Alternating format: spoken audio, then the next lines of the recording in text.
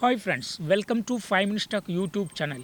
Here is Samsung Galaxy A17 5G smartphone. In this video, you will learn how to change notification sound in your phone Samsung Galaxy A17 5G. First of all, go to the settings of your phone here.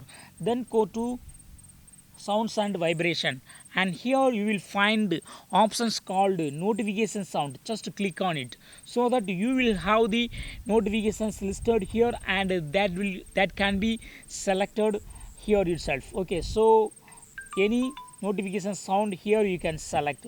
So what you select, that will be set as the notification ringtone for the sim1. Okay, by default sim1 is selected. Suppose if you would like to change notification sound for sim2, just tap on sim2 here, then select the tone here.